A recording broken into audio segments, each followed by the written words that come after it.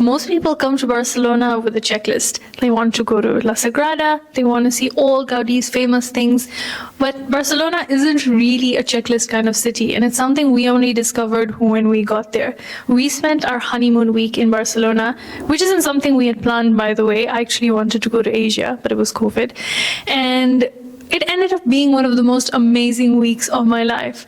I was spending it with someone who I love, my favorite person, exploring new food, new streets, walking and taking the bus or train everywhere. It was absolutely awesome. And so in this video, if you have considered going to Barcelona, whether it's for a solo trip with your friends or family, or it's just something that you've been considering but have made absolutely no plans for, this is the video that's going to help you with it. We are going to take you through everything that you need to know to explore Barcelona. Right, so even if before we got into the plane, we came to realize the weather was not going to be our friend. And I was considering whether we should even go or not. We were literally sitting at, waiting to board, and he's like, oh my God, it's raining in Barcelona. So Saleh was having none of that. And she was like, what do you want to do? We took Qatar Airways from Cape Town, and it was an okay flight. I think it was 16 hours, though I remember. Yeah, it was long. It had a short layover. In Qatar, which is a very nice airport. Yeah, a small airport. If you've been to Dubai, I think you'll find Qatar much smaller, but still at the same time, it's really nice. I haven't been to Dubai. She hasn't been to Dubai. Even I haven't been to Dubai, but I've been to the airport. So it's much smaller than that. There's a train inside it as well. And it has a lot of cool spaces. There was this Winnie the Pooh, I think, large. It was like a honey bear kind of situation, and we went and took pictures with it. It was basically a sculpture of. It was a sculpture. It was something. It was a sculpture, and you could take pictures. It was very cute, really. And then there were lots of those stores, the famous stores that are there, and PSG really stands out because they're funded by Qatar, of course. And then from that layover, we went to Barcelona. Then the minute we got there, we knew we are not going to get really good weather. Saleh was checking some of the activities that are there. So there was, for example, scuba diving. Yes, we wanted to go to Costa Brava, which we highly recommend if you are going. We'll do this later, but if you are going in the warmer months. Just by the way, it wasn't supposed to be cold when we went. One of the taxi drivers who drove us actually said that it was cold and raining for the first time in 14 years. In March. Yeah. So anyways, we get there. And we do our checkout process. The immigration process was completely fine. We didn't really struggle with it. And then you need to figure out something which is public transport. Yeah. Now, this is an experience that's really amazing because Barcelona's public transport system is world class. Maybe not in terms of infrastructure and stuff like that. Maybe there might be some hiccups right here and there. But the genuine connectivity is amazing. And he's a transport planner, so he would know. So we wanted to go to our place, and basically what we did was we put it on our map and we immediately know what bus we need to take from the airport, which is so cool. We paid for our tickets and we got in there, and the airport buses had so much space for your luggage. And we had 2 big suitcases, I remember. And we put those 2 suitcases, we stood there and we were just enjoying the highway, really. It was so cool. It was like you're really transported into a different world, right? And then the bus drops us off, and Saleh and I are still about 10 minutes away walking. Now... Oh, before we left the airport, we actually did get a SIM card. We just got one though, right? We did get one, yeah. And then we added the data, which is incredibly expensive, something I don't think we actually had on our budget. But it was much more expensive than South Africa, so that's something that you should budget for, and we do recommend getting it at the airport because it's much easier. You don't need to worry about it then. Of course, things have shifted since then. There's eSIMs now, so lots of apps as well that you can just install and use. Yeah, that would make the travel a bit easier. So we haven't explored those yet, but that is an option. So anyways, we get down from the bus and we basically have to walk about 10 minutes, which is a bit odd because in South Africa, you hardly see people walking. We were literally... streets are empty. Yes, we were literally... there were cobblestone streets and we were dragging our suitcases, looking for where our hotel was. It was, in retrospect, really funny. At that point, we were like, are people wondering why the hell we're doing this? But plus, traveling with big suitcases from South Africa just seems like a red light. It's like you're carrying a red hat or something. It would stand out so much. Anyways, we were fine though. It was a 10-minute walk, exactly how Google said. No surprises there. Very accurate. Very accurate. We get to the hotel and we check in. Check in is fine, but the hotel was really drab, like really boring. Yes. And I think one of the reasons for that is because it was in the city center, and it was just not nice, really. But actually, Barcelona has a lot of city centers, so really it would not be accurate to say that. So something that you probably, if you know this about Barcelona, when you look at it from an aerial view, it has super blocks, meaning that wherever you are, most essential things should be accessible to you within like a 10-minute walk, right?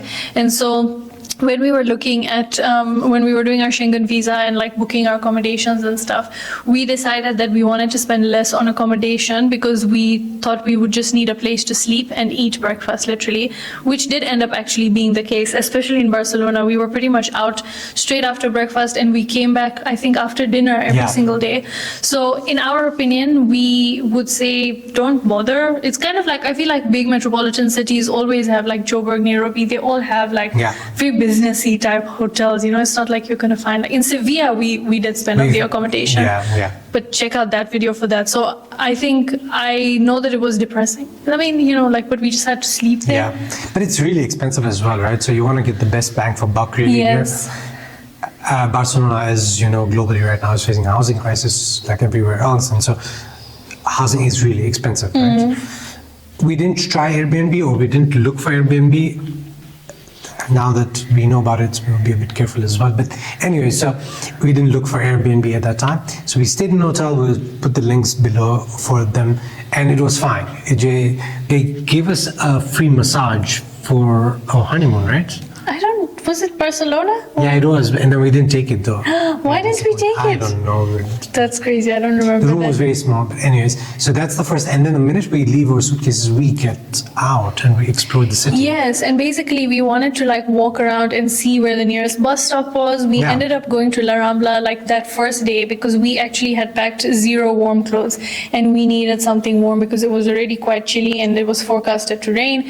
And we got really affordable. Like, we got into what South Africa calls high-end stores, but they were access stores basically. Yeah, like I got a mango jacket which I'm still wearing and I foresee myself wearing for like the next good few years, for like a fraction, I think a third of the price I would get it for here, and it's so warm and it's the one thing I needed that entire trip, and that was enough. It's also like my go-to every winter now. As soon as winter starts, I used to have another one that I've gotten from a thrift store, and now it's this one because it's so warm.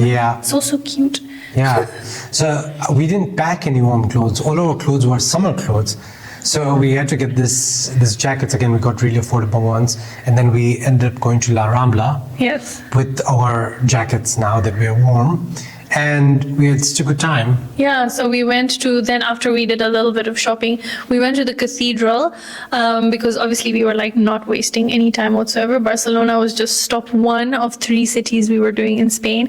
So we went straight to the cathedral. We had a really interesting experience there because when we came out, so this was during COVID, right? And like we were all wearing masks and things. But when we came out, there's this woman who asked us if she could take a picture with us. Yes, so she took our phone and started taking pictures, and we were so scared. So I actually didn't want to visit Barcelona. I wanted to go to Asia, but COVID, and we ended up going to Barcelona because it was some place that you wanted to visit, and I was so pleasantly surprised because not only was the public transport awesome, I really missed that, but also the architecture was insane. Like it gave me a whole new appreciation for just architecture. Like I never thought that was something that interested me until I went to Barcelona. And the cathedral was one of those examples which was stunning, not as much as the Valencia one, but still amazing. And like the things on the walls, like there's small things that you can see. But more than that, what I loved was that pretty much every activity in Barcelona had an audio guide or an audio tour that you could do. In English, in any other language. Yes. So you're not just walking around for the vibes. You actually know, like, okay, you're looking at this and this is the significance of so and so, which is really awesome. Yeah, it makes things affordable. And of course, there was also the online tickets that you could buy that just saved you a few euros, but still significant if you're counting euros. And speaking of architecture, led us to day 2, right? Yes. Day 2 was Gaudi. Oh my God. And you can't speak about Barcelona without speaking about Gaudi, and you can't speak about Gaudi without speaking about his amazing vision they transcended time really. Yeah. And I think one of the things with Gaudi's architecture experiences is just about how he creates sustainability in his work. So whenever even you would think about a glass design that was there, so it wasn't like, oh, we're just going to have a glass design. It was about, oh, how can we keep the house warm and cool at the same time? And that's brilliant, really. So Very futuristic, actually. very futuristic and very sustainable because, if electricity prices are high, you don't want to spend that much on warmth, or you don't want to spend so much on fans and things like that in ACs. Anyway, so that's the second day, right? So we are at the Sagrada de Familia. Oh my God. Still a piece that wasn't complete when we were there. I don't know if it's complete now. I don't know either. It's been quite a long time, but one that was designed through Gaudi and his vision as well. Of course, he's not alive now, but the designs still remain. And He did leave plans for it. Yeah. And even the bit that is existing like that is complete. God, Wow. it was just amazing. Every single brick, if they used brick, was put into place with intention. Like everything had the walls and the windows. Oh my God, this color stained windows had like little different depictions of things. And it just felt, I know it is a holy place, but it you could feel it, in spite of all of the tourists. yeah, the grandness of it stood out. Yes, exactly. Again, audio guides were amazing, but this was one of the more expensive activities that we did. Yeah. Actually, all of Gaudi's things were pricier. Pricier, yeah. Yes. I know we also did Casa Batlló, and that was like the one with the water. We did the one, I'm forgetting the name now. The wavy building. Yes, and then you remember the one with the, that was like outdoors, and it was like tiles and mosaics, different colors, and it was like a wavy thing. I remember that. It was like a park. Was it Park Güell? So 3 places, La Sagrada Familia, Park Güell, La Parkwell, and Casa Batlló. Batlló. It was so pretty. It had like water, and like the glasses were essentially depicting water, but they were like wavy and not fully transparent, but not like solid either. So like when you went close, you could see. Man, the art. Transformative. It's amazing. We do recommend booking these. All activities, we do recommend booking them online, because one of the places that we went to, we actually ended up spending less time in the queue because we had already booked tickets online. And like you said previously, they give you like 10 or 15% off if you book it online. So Barcelona, like we've said previously, does have a lot of things to do, right? And we won't list all of them here because it will be a very, very long video, but we will put down the link to our blog, which has like listed everything. Also, obviously, you won't be able to do everything ever in the same trip. So we chose what we wanted to do based on our interests, but also based on proximity. So one of the things we did, because we really liked the walkability, was to just walk through the Gothic Quarter. And it's very like older times vibes, because you kind of have narrow streets and it's like bricks and cobblestones. And there was this bell that was kind of like if it was a mountain, that would be the peak that we wanted to see. But also along the way, you'll see a lot of different things that you can't particularly plan for, right? Those might include restaurants, or they might include just the way people live on a day-to-day basis. Little shops that we walked into just to see what was going on there, random statues or graffiti. And one of the things that you can decide to do is like you can make it a completely artsy trip. There's this really popular mural called "The World Begins with Every Kiss." You could go see that. You could go see Picasso's museum, and then there's like a couple of spots that are also dedicated to Picasso. And it does depend on obviously your time and how you're going about things. So once we had done the main things that we wanted to do in Barcelona, we basically bought tickets to the hop-on, hop-off bus. And we kind of did a little bit of sightseeing through those, because also like Park Güell was a bit farther out. Yeah. And so it just made sense to buy that. And then through that ticket, we ended up going to we passed by, we didn't go inside Camp Nou, Barcelona's home ground. And then we also used the hop-on, hop-off to go and see Montjuic. Please forgive my pronunciation. There is a funicular there, which was closed at the time. I don't quite remember why. But it's a really nice place where you can kind of wander around. It's like a medieval kind of city inside a city. That was really fun, and it had like restaurants and things that places that you could visit, buy things as well. And I think that is a really good way, like using the hop on hop off. Yeah.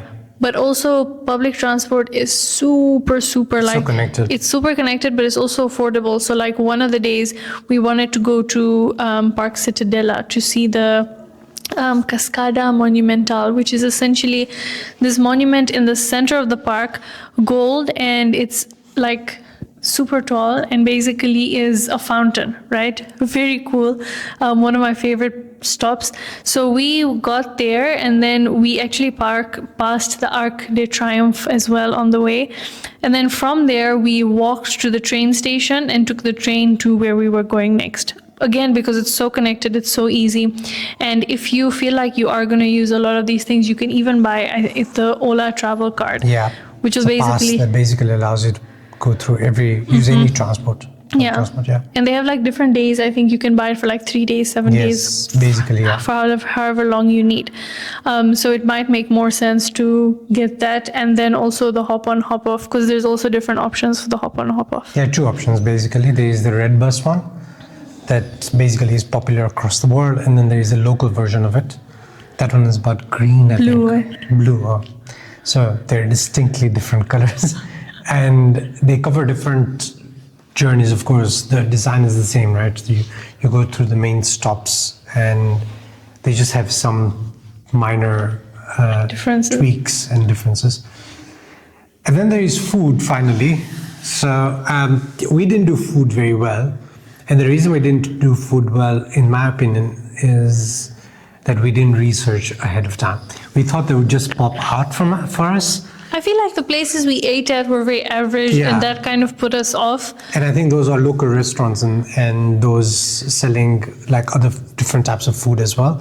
We wanted to try Spanish cuisine. Yes, paellas and things. Yes, but then we never found something that would really stand out to us. I know we wanted to in Valencia, but it was pouring rain torrential. Yeah. So when we were leaving on the last day, the person who was driving us in a taxi was from India or Pakistan, I don't remember. And he suggested there is really amazing Indian food. And perhaps now that I know more about myself, I would have first found the best Indian place in Barcelona as my first meal. I think sometimes you just need home food, Yeah. But I mean, so we don't have too many recommendations for that. It does depend on your palate. Other people we've spoken to say they really enjoyed Spanish food. Can't speak to that. So we didn't enjoy them that much, but we can definitely recommend that you spend more time in Barcelona. So Barcelona has 3 distinct things, right? One is the historical parts. So that itself requires, I think, 3 days the way we spent. The second part is the water bodies and the enjoyment with activities. And that itself could take you another 2 or 3 days. And the last part is visiting the towns nearby. Because of Barcelona's connection and how Spain is built, you would suggest visiting it, but then going to nearby spots via train specifically. And that would really help. Yeah, so just in case you couldn't already tell, we had a very let's do this, and this kind of trip, because we obviously wanted to make the most out of it. I don't regret that. Oh, yeah. The only thing I'm sad about is that we couldn't do Costa Brava, which was, it's like one of the most beautiful places in the world to go scuba diving or snorkeling. Yeah. Waters are super clear, and even if you just want to swim, that would be stunning. There's lots of people that offer day trips, so their fees will include the drive out and then the entire activity and then bringing you back. Yeah. We also didn't visit beaches in Barcelona. Yeah, exactly. But of course it was raining, so it wouldn't have been fun. Very sad. But we definitely do recommend. But again, it also depends on the kind of person you are. When we do relaxed trips, it's usually locally. When we are exploring outside, we like to really, really explore. 100%. So that was Barcelona. We really enjoyed our time. We definitely recommend it. Yeah, we want to go back. It should be in your bucket list, and definitely one that you should do. And if do a different version from us slightly. If that's the only place you're visiting, go for 7 days. Yes, we visited 3 cities in what, 9 days, which is very cramped. Yes. Very, very cramped. But it was nice. But it was nice nonetheless. If this video helped you plan your trip, please subscribe. We're sharing a lot more about our Spain trip and also well beyond. Drop a comment, share this video with someone who is thinking of even visiting to Barcelona, who is visiting in Barcelona, and share our experiences with them. Yeah, and if you've been, I want to hear what you thought. But otherwise, see you in the next one.